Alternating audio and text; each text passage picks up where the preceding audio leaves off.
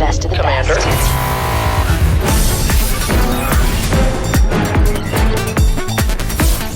We got no reverence.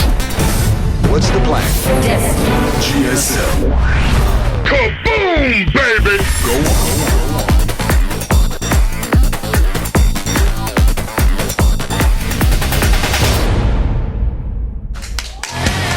Well, Eve was defeated, but at least she made the front page of Neighbor while doing it.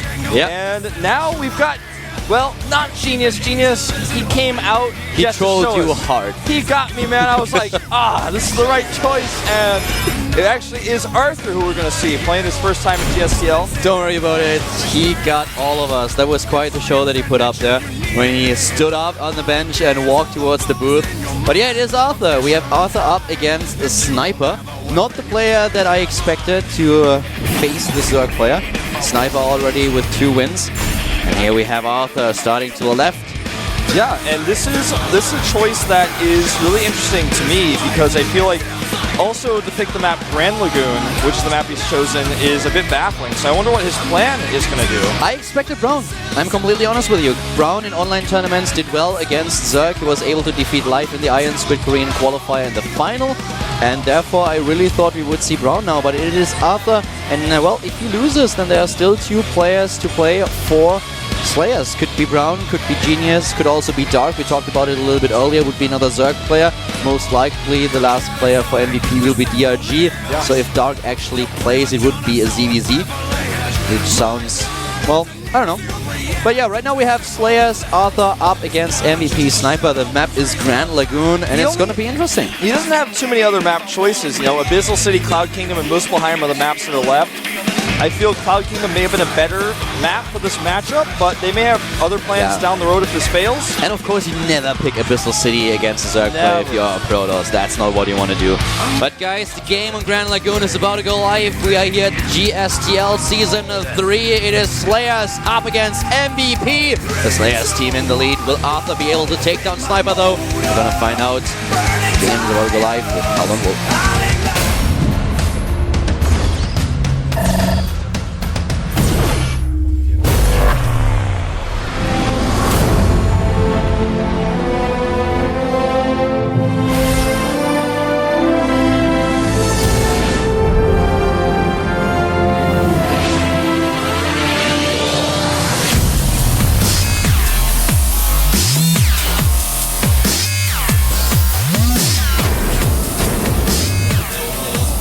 Starting to the top right, we have the next player for the Slayers team. Player number 3. He's a Protoss. He starts in red, and he is called Slayers Assault! Heavy ladder player in Korea. He looks really intimidated. He does a little bit, yeah. He ducks away from Sniper. To the bottom left, we have the Zerg player for Team MVP. After his victory over Eve, people call him the Lady Killer. He is MVP! Sniper! Actually, only Calder calls him that. That is so not true. He looks pissed, man. You think? Wolf's Book of Jokes, they're all funny. See? I told you, it's real. It's only $14.99. That is such a high... Why would you actually demand $15 for that book? But I don't believe for a second that it's worth $15. Listen, if you live in Europe, it's 15 euros, so you get a special discount. Yeah. Or actually, that's not a discount. No, that's not a discount. What are you talking that's about? That's one of my jokes. It's in the book. You'll read about it later. All right, I want a free copy. All right, I give you one. It's there's a lot of content in there. I certainly hope so. Yeah. Well, right now we see Hatch first. This is a 2-player map, and the way that Arthur is playing this is obviously going for a fast expand with the Forge. Going to be part of his wall. Going to go for Nexus first, so with these 2 builds collide, the Protoss has arguably a slight edge because he gets his economy up, but he can also get his tech somewhat freely as well. Grand Lagoon is, I really like this map. We talked about it yesterday a bit. It's really a cool map. You can see cool strategies here. We have now a bit of a build that I didn't expect from Sniper. Actually going for the hatch first here and then delaying his pool is something that you usually don't do against Protoss because you're afraid of the cannoning. And he didn't really have the scouting information that he now gathers with the Overlord. So the Nexus first already means that the cannons are quite unlikely. He's also patrolling on the low ground, had a quick look earlier if there's actually going to be another base. And look how fast he takes his third. This is crazy, even before he has a queen. Even before his fool is finished. At 320. That Scanipede, when he saw the hatchery, he was even surprised. He moved away. Yeah. The Scanipede just jumped out of the way. He's like, what? You're not supposed to be here for another minute? Yeah, he put on one of his like many Scanipede arms and checked the in-game clock, and he was like, this just doesn't feel right. At this point, though, it's going to be really hard for the Protoss to punish him on this map. It's so large. It's really a faraway hatchery that he's making here. The other thing is that we don't have a scout. It's not like he has a drone at the bottom left and scouts what's going on. So this is like also one of the things that we have to talk about a little bit. What you usually do as a Protoss player is you drop down your first pylon and then you go and check out what your opponent is doing. You want to know, is there an early pool? This is something that Arthur completely skipped. And the same probe usually blocks the hatch if there's an early hatch. You can always try to block it if you're there in time. He could have even, if he went for an early scout and saw that, cannoned it, because it's so far away. That the Lings would have taken forever to get there from the main hatch because the second hatch wasn't even done. He's going to check the third, isn't he? Yep. Yeah, he's going to see it. This is a really important scout and a smart one to go straight for the third base. Not want to tangle with those queens at the natural, try to get any information about the gas. Much better. If you're going to scout this late, go straight for the third. And he knows about the timing. He sees that it's finished. He's going to be thinking to himself, well, that's very early. How do I respond? A very fast robo before +1. Oh, right, even before his sentry. Even before his warp gate tech. Yeah. This is like the fastest robo that I've ever seen. Now that robo rivals the fastness of that hatchery at the third base. It definitely does. And this is going to be a very interesting match. The thing is, if Arthur now waits for a little bit too long, then the economy and also the army, just the base of Sniper's strategy will be way too strong. He will have such a great economy and that will back up his army. So if Sniper is given the time that he needs here, I don't think that Arthur can stop him. So the Slayers player really has to come up with an idea of what exactly to do here. Yeah. Now the Overlord does not see the robo. And first things first, it's going to be an Immortal. He's getting really fast Immortal, skips the Observer. He's not messing around. He says, no funny business. I'm going to attack you really early. This may be a strategy he's planned from the beginning for this map. Yeah, he skipped the Zealot. He went straight into Sentry first. This is really, really interesting. These two builds, so fast. Yeah, when they collide, it's all about the speed here. Yeah. And the Overlord is coming in to try to check for that Robo. Now, if he's really smart, he'll rally that Immortal right next to the Robo, and he does. He sees it. He sees the Immortal. He sees everything. Now he knows what he's facing. The Roach Warren is started, as is the Lair. He's making a few more drones, but I think those are going to be perhaps even the last ones he makes because he's gone up to over 60 now, and he can start that production off the 3 bases he has. Usually you stop at 64. On 3 bases with 64 drones, that's the amount of drones that you want to have. And then you start to build additional structures. You go for the extractors, you go for the roaches. You want to have speed, of course. With a lair tech about to finish, you will also get the roach speed. But this is going to be a very, very interesting defense that he has to execute here. One of the key factors is that he has to spread his creep. And that's something that he currently does with the extra queens that he built. Now, another thing that he doesn't know is if he's really, really committing. He's got another Overlord actually that sees this gate. So he's only been able to see 2 additional gateways. This could be changed into a 3 base. The thing is, one reason why he knows it's probably not going to be the case is because he has a Ling over on the 3rd base. He also knows the map is not a good map for a Protoss player to expand like this into 3 bases.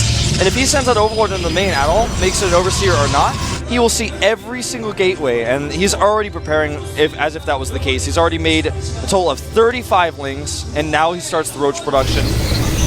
The problem that I currently have with this push is if he waits too long, the timing will be very good for the MVP player.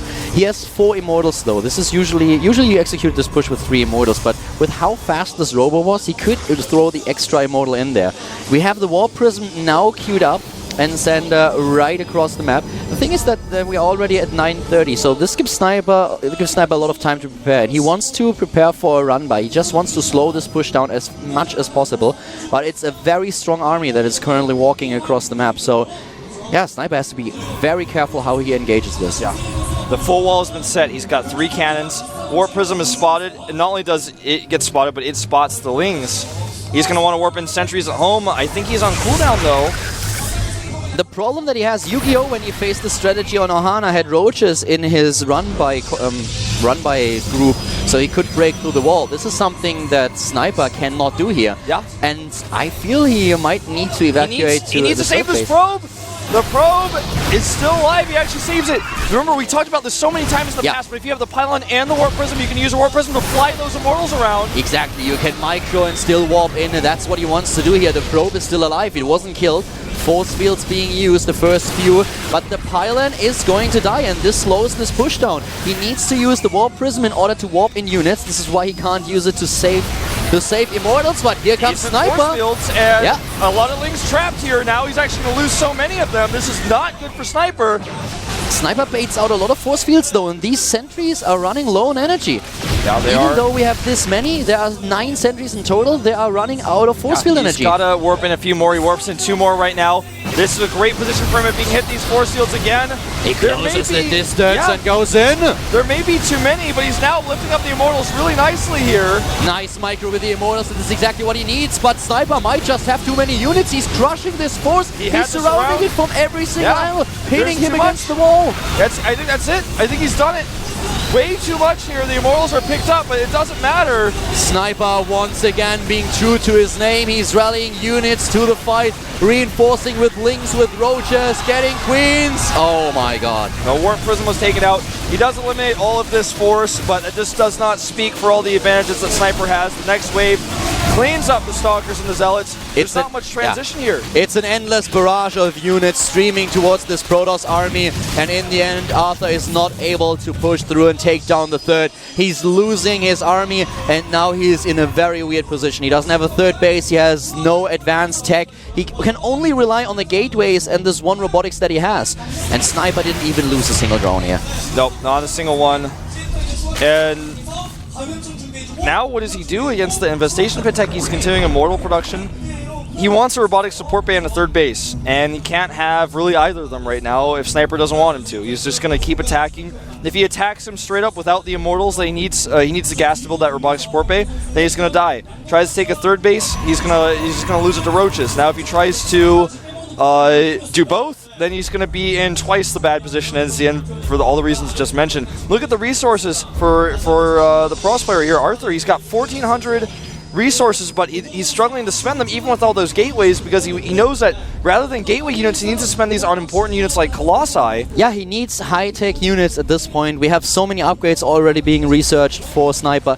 He has his 3 bases, he's taking the 4th base, he's macroing it up like a boss now. He knows that he has such a huge advantage in this game and that he just has to play safe, put on pressure, make sure that there's no surprise attempt by Arthur taking him down. If he plays a straight-up game here, it's going to be very difficult for Arthur to actually pull something off, but he's even going to lose his robotics now. This is actually a great choice. Even if he tries the force field, it's not going to work. He's going to get sentries if he wants them. This is the end. Arthur cannot hope to actually do anything more here. This means that his Colossi will still be farther delayed. He has to rebuild the robotics facility. He won't have any Colossi in this game anytime soon, and he's already facing a lot of Infestors. He's facing a Zerg player that makes no mistake. The Overlord saw the Warp Prism. He's already ready with his Lings here. He's not going to lose his hatchery. He's going to pick up. Yeah, he saves the Immortals, but with crazy micro, maybe he gets the hatchery. I just don't see it. And now the main is ready as well. That Observer feels really awkward because the Warp Prism already scouted what the Observer wanted to see. And Infestors are now out on the map. Look at the production tab. There's nothing coming out for Arthur. Yeah, he just has to wait. He wants to wait for his production facilities. He doesn't really have a lot of gas. Minerals, that's something that he's floating like crazy. But gas, he's lacking gas and he can't get an additional base. He just can't protect it. Look at that Zerg army. You know how many Lings that is?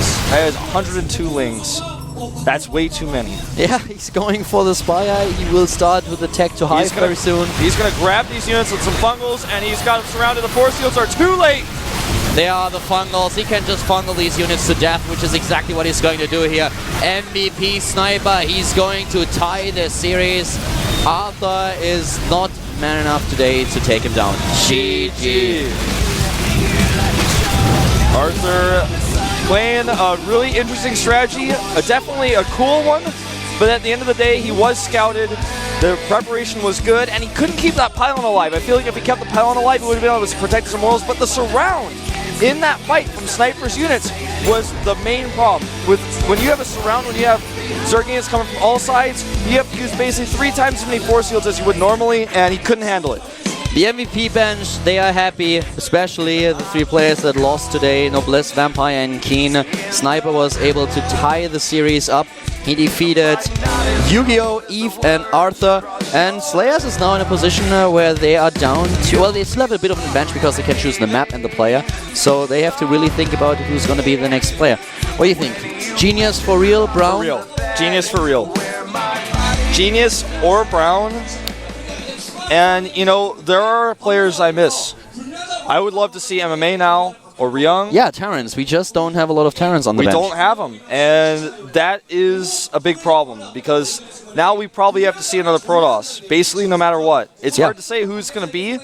I really felt we would see Genius. You felt Brown would have been the better choice. I think either of these players now really makes sense as a choice against Brown. The thing is, you always have Dark, and Dark was a bit of the protege of Zella, and he played strong matches against a lot of Protoss players, but now against a Zerg player, and Sniper showing such a great game against Yu-Gi-Oh! Already earlier, I don't really feel that it's time for a Zerg. Usually I would really say, okay, it's time for Dark, but I still feel that Brown is the choice that they're going to make now, and that they will save Genius to be the last player. You also don't want to use Dark in a ZVZ, I feel, when you're like this behind. Maybe when you're ahead you can do that, but it's a big risk to play the mirror matchup. Alright, Genius, is it for real? No, nope. Who is that? I can't even see. I'm waiting. I'm not getting trolled this time. I can't see his face. No, me neither. I have no clue. I don't know. I didn't even see him. Alright. This guy, his name revealed, it's Miso. No wonder we didn't recognize him. I was getting stressed out, man. Yeah, me too. I'm like, what? Really stressed out. But yeah, it's Miso. He's actually been in the team for a while. He hasn't come out. This is obviously his first time playing. We just talked about the Terrans that are not on the bench. He's one of the Terrans that is on the bench. Yeah. Yeah, not what I expected here, but alright. He's actually a former Next Clan member. I played against him many times in the ladder. And it's funny, as we have these 2 players that I feel like are great online. They were never really on a team until very recently, Arthur and Miso. Very similar backgrounds, I feel like. I remember Miso was always in the Next channel every time I went in there. I remember seeing Next Miso, played against him several times, and definitely a good Terran player, but someone we have not seen in televised matches, really. He's more of the online guy. Yeah, exactly, and this is going to be on Cloud Kingdom, I feel. Did the map... I didn't even roll it up. For some reason, I am stuck outside the lobby, so I think... Okay, it is going to be... Abyssal City.